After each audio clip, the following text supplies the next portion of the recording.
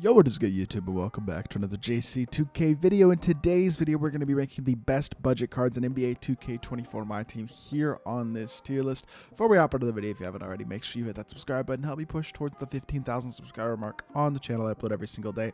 Would really appreciate it if y'all do subscribe. Without further ado, let's hop right into it. So we got a little bit over like 35 to 40 of the best budget cards in MyTEAM right now. A lot of rubies, emeralds, and sapphires across the board.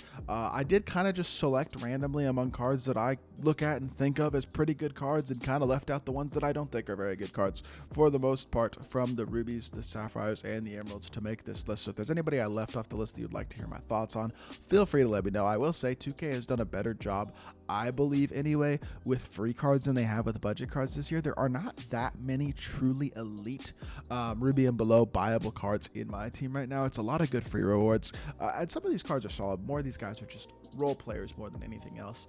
Definitely need to take advantage of some of the free grinds to really build yourself a good team in my team this year. But Anthony Simons is a great budget card. A tier for sure. I really like his release, and I love his shot creation as well. He has got Steph Curry dribble style, Steph Curry escape, which means he has the Curry slide. Additionally, also has, like I said, a very good release, but also a 95 driving dunk. Really good ability to attack the rim with gold speed booster, gold blow by, 89 speed, swim on excel. Really versatile card is what Anthony Simons is going to give you on the offensive end of the court. While he doesn't defend much, he's one of the better offensive guards in the game, period.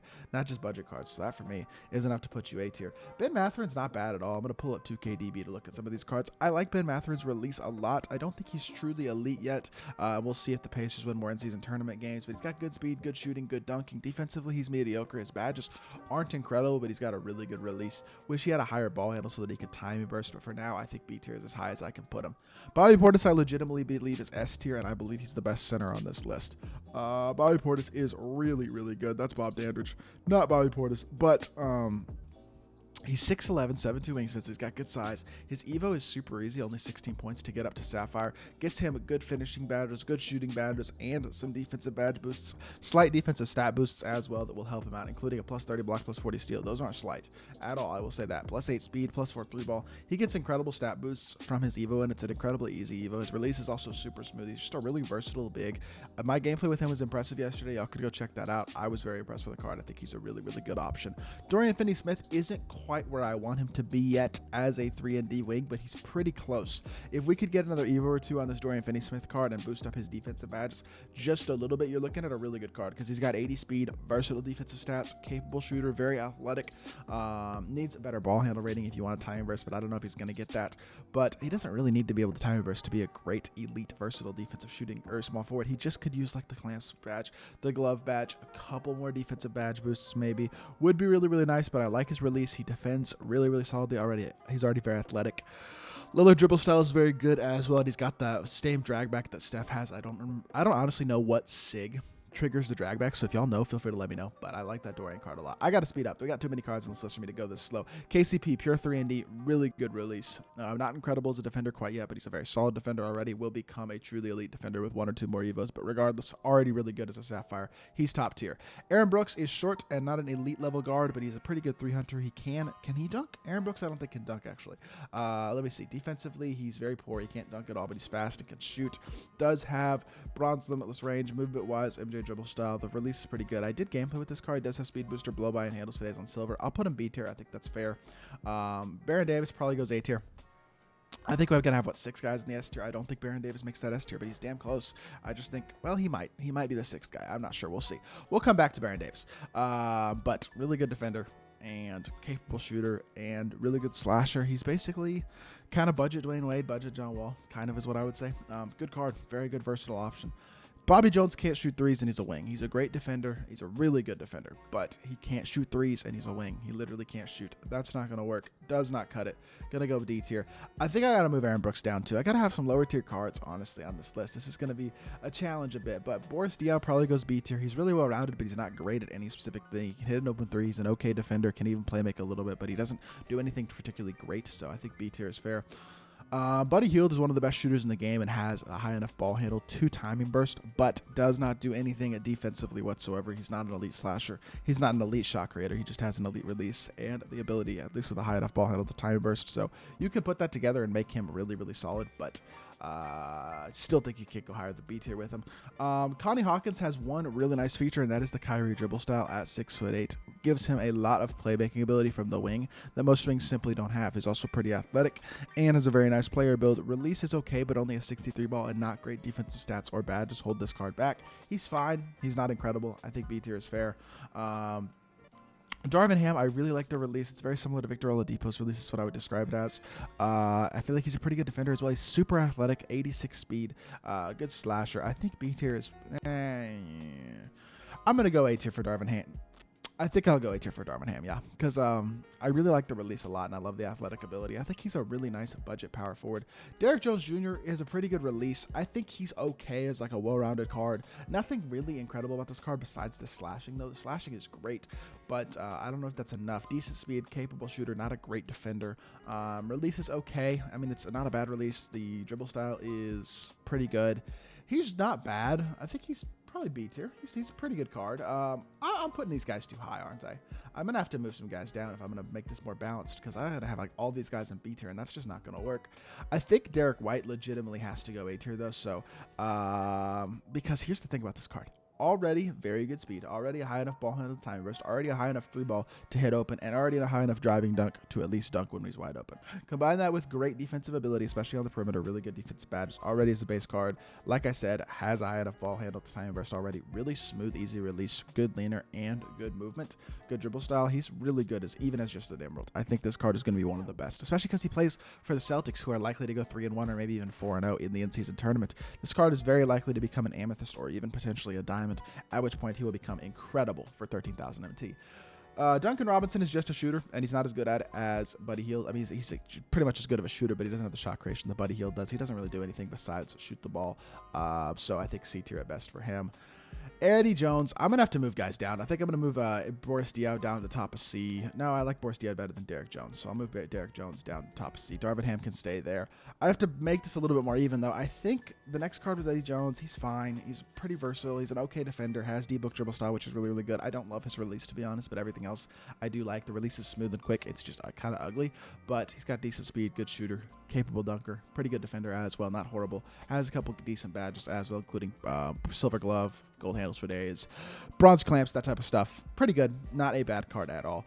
Defensive PG is Gary Payton. He doesn't give you a ton offensively, though. Now that we've gotten a couple of other more versatile point guard options, Gary Payton, I mean, he's mediocre offensively for sure, but defensively he's very nice. He does have D-book dribble style, which is a plus, and he's a pretty good card still. Gary Payton is probably just better Gary Payton the first, honestly. This is his son, and I think this card is more versatile. Number one, he's a little bit quicker. Number two, he's a pretty darn good defender as well, but he's more athletic and he can shoot the ball still okay. They're honestly pretty similar cards, but I would definitely give the edge to this card. This card, to be fair, if you want to use him at his full potential, needs a +4 ball handle shoe. That will really help him out on the ball handling, shot creation side, and if you do that, I do think he's definitely better than his father, and I think he's an A tier guard. I'm going to put Jared Vanderbilt in S tier, and I'm standing on it. I understand he's only an emerald. I think he's an S tier guy. I mean, he's a versatile defender. Very nice player build.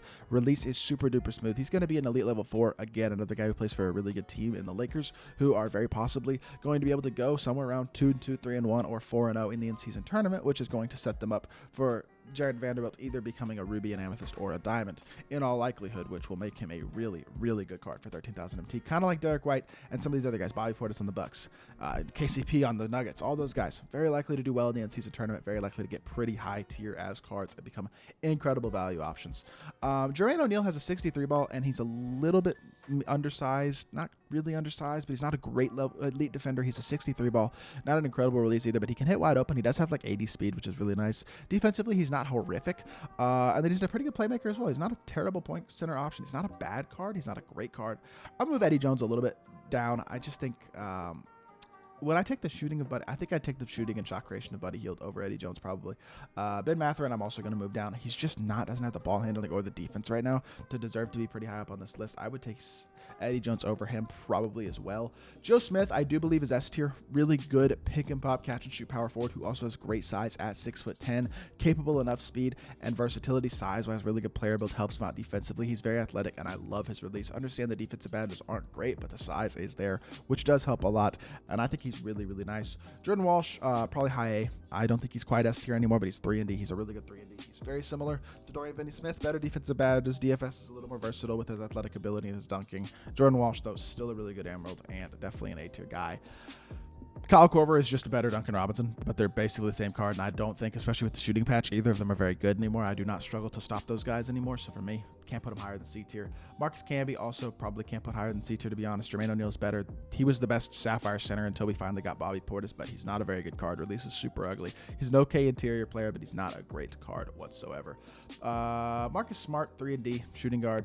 Good card. I'm not S tier anymore probably, but really good release. Versatile defender. Really, really nice card. I didn't put Lou Dort on this list. That's one of the ones I forgot. I know I was going to forget some guys. There's a lot of Sapphires, Rubies, and Emeralds to go through, and one of them that I did forget is Lou Dort. He deserves a spot on this list. He's basically slightly better Marcus Smart in my opinion. Latrell Sprewell, I do believe, is probably going to go high A. I'm looking at the S tier, and I really want to keep the S tier small. I'd like to keep it to 6 or 7 guys max. And I know there's a couple guys coming up that are definitely S tier cards to me. So I'm going to put Latrell pretty high A. Not incredible speed, but everything else is nice. I really like his release. He's a pretty capable defender, good slasher, versatile card. Michael Ray Richardson is probably the best budget card in the game right now. I'm going to be completely honest. This card is incredible. He is a super duper versatile defender. He's 6'5" at the point guard position, elite level perimeter defender, capable on the interior, really smooth, easy, good release as well. While he's not an incredible shot creator, doesn't give you a ton of playmaking type of stuff, he does have a high enough ball handle to time and burst. He does have that size, which helps him out a lot as a masher, as a screener, to create mismatches, things of that nature. Really, really good card. Patty Mills, I think, was one of my least favorite cards that I've used this year when I did gameplay with him. His release is good, but nothing else about this card is good. I guess 90 speed, 85 3 ball. The SIGs aren't there, though. The ball handle is high enough. The defense isn't there at all. Playmaking, He has a high enough ball handle, time burst. I understand. Like, Aaron Brooks is bad too, but Aaron Brooks is kind of, I don't know. I didn't like Patty Mills. I got to have more D tier guys. Honestly, I'm putting them both in D tier. They're both just 3-hunting guards, but neither of them are elite level 3-hunting guards. They don't have quite the SIGs to be that, and neither of them defend at all. Neither of them can dunk. I think they got to put them both in D tier, honestly. Even though I do think Aaron Brooks is kind of fun to use, actually. Rocco still goes S tier. He does. 3-and-D. Really, really good. One of the best 3-and-D cards in the game. I would still take him over Dorian Finney-Smith and Jordan Walsh, as well as everyone else in A tier right now. You could make an argument for Baron Davis S tier as well, and I kind of want to, but I'm looking at my list, and do I really want eight S tier guys? Because I already have 7, and I think there's one more guy that has to go S tier. So, you know what? Screw it. Baron Davis deserves to be S tier. I think this is fair. I'm going to put them all S tier. Ron Artest is A, not quite S. 3-and-D, not quite as good in my opinion as Robert Covington, but he's close. He's a very similar card. He's probably the best card in A tier. If I wanted to put him in S tier, I definitely could. He and Rocco are pretty much interchangeable, to be completely honest. They're both great 3-and-Ds. Do pretty much the same thing on the court. Serge Ibaka is the last S tier, the guy, though. He has to be. 6'10", really big player, good player, built center who has gold anchor, gold posterizer, a very smooth release, can stretch the floor from the 3-point line, defends and rebounds his butt off, and has capable enough speed as well. Definitely one of the best budget cards in the game. Serge Ibaka is pretty high up on the S tier. Sergio Rodriguez looks fine. He looks okay as a budget point guard. Not great. B tier is probably okay. Looks okay, actually. He's not bad. He's not horribly well-rounded, or not horribly, like, missing anything as a Sapphire. Pretty good speed. Defensively, he's not a complete liability, although he's not good. Playmaking badges are good, though, besides missing speed booster, but nice release, good speed, can dunk wide open. 50 driving dunk is high enough, and the PJ Tucker release is good as well. B tier is probably fair for him. Defensive PG is Sidney Moncrief, 6'4". Does not do a lot offensively. I think he doesn't also have the player ability. He doesn't give you the size aspect that a guy like Michael Ray Richardson does, even though there's only a 1-inch difference between the two of them. He's got decent speed, but he's a really low 3-ball, and I don't feel like you can understand a 69 3-ball with Michael Ray Richardson, especially with a good release, works. A 55 3-ball even with Sean Livingston, that works because Sean Livingston's 6'7". I know he's not on this list. He's a free card, not a budget card, but I don't think 6'4" without great size. I mean, release is good, but 57 3 balls low, and that's a little small. I think B tier has got to be where he goes. 3 and D for Trevor Ariza. He's basically Jordan Walsh, Dorian Finney-Smith, maybe slightly worse, but basically the same type of card. They're all pretty darn similar. Dorian doesn't quite have the defensive badges, but he's more well-rounded. Ariza is just not incredible, but he's an okay 3 and D. I think A tier is fine for him as a budget card. Tyrese Maxey, I'm not super high on, honestly. His release is really hitchy, and he doesn't really defend. I understand offensively his stats and badges are pretty good, and I did enjoy doing gameplay with him. He could dunk pretty good, but defensively he's very mediocre. And then the release is super duper hitchy, which I am not a fan of either. Movement wise, he's pretty darn solid. I don't hate the card at all. I just don't think he's particularly great. I mean, he's probably better than Sergio Rodriguez. I'll go B tier. I think that's fair. Wes Unseld, also probably A tier. Yeah, 6'7", at shooting at the power forward position, but an afro that makes him look closer to 6'9" or 6'10". Kobe based John Collins upper is one of the smoother releases in the game, and he's got playmaking takeover. Okay defender. You could make an argument for Wes Unseld among these guys to be an S tier power forward or an S tier budget card, but I don't think I'm quite going to make that. I think I'm going to go A tier for him. X-Man as well is really, really good. I'm moving Trevor Ariza down to B. I'm moving Marcus Smart down to B. I'm moving Sergio Rodriguez to C, and I'm moving Connie Hawkins to C because he has a 63 ball, doesn't shoot the ball very well, and also doesn't defend, even with the Kyrie dribble style. I need to balance out this list. I think this is the best way to do it. So X-Man does deserve an A tier spot, though, 100%. I mean, he's 6'7" at power forward. Kind of like Wes Unseld, though, has a pretty big player build that makes him play bigger than he looks, and then has a really, really good release as well, again, like Wes Unseld. Super duper athletic as well. Pretty versatile defender. I like X-Man, and I think he's a really, really nice card.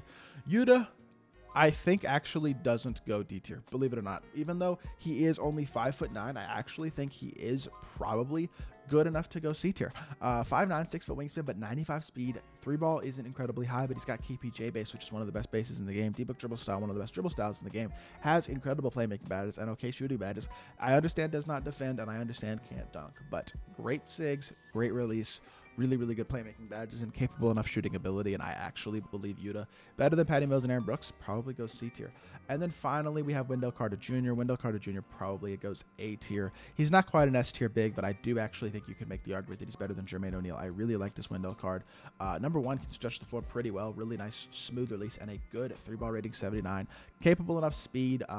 Pretty good dunker. Defensively, not incredible, but he was competing and holding his own for sure against some of the better bigs in the game. This is another one of those guys who, if he gets an Evo, is going to be incredible because he's a really capable stretch big already who can shoot the 3 at a high level and just needs more defense and more versatility overall to become a great, great card. I think I'll go high B for right now because the defense isn't where I'd like it to be actually, but I think that's the fairest spot for him. Putting him a tier above Jermaine O'Neal right now seems a little bit high, so I think that this is fair instead. But this was a tough list, to be honest, to decide where people wanted, where to put guys, and honestly even which guys to put on this list. So if y'all did enjoy the video, make sure you hit that like button, leave a comment, and subscribe. I'll be back with more 2K content very, very soon, and I appreciate y'all. Peace.